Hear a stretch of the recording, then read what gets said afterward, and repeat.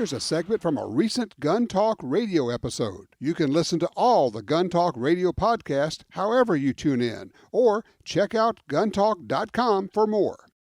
Hey, Kirk, how you doing, man? It's Kirk and Rudy, Tom. I'm just messing with you. It's the general Fort Smith, Arkansas area, that part of the world. There you go. Hey, real quick, now why I called, I've had the opposite problem and had to have somebody tell me that low brass won't cycle. Put high brass in it and the cycle's fine.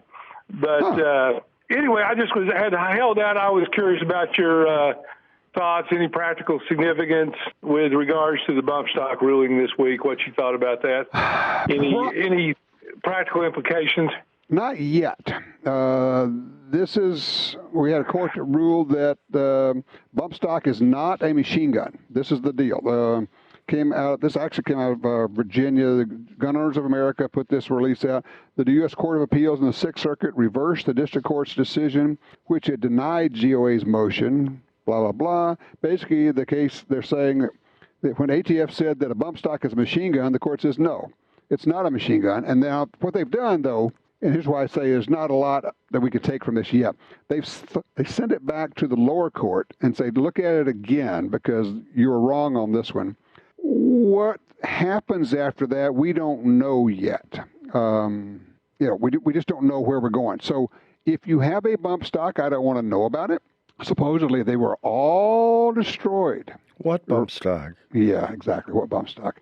If you have one, smart guy. You might just want to not bring it out and take it to the range yet. I would wait until we get some kind of definitive ruling.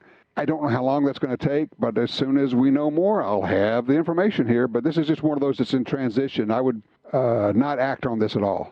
Did this tell us anything about this particular court we didn't already know, or was this expected, Tom? I don't know that we knew anything about this. I don't know that it was expected. Well, honestly, I was not expecting this. I thought it was cool when they came back and said, they actually showed good sense and said, yes, this piece of plastic is not a machine gun. And the rest of us went, well, duh. It's like, we knew that, but the ATF decided it was a machine gun. But they did that because they were told by the administration. Now, there's something else here. And it kind of drives people crazy when I say this. Probably what was going on was Congress was going to take action on this. And they were actually going to pass a law that somehow made bump stocks illegal in machine guns. It's entirely possible, not saying this is what happened, but it's entirely possible that President Trump said, okay, we don't want this to go through Congress. We don't want that.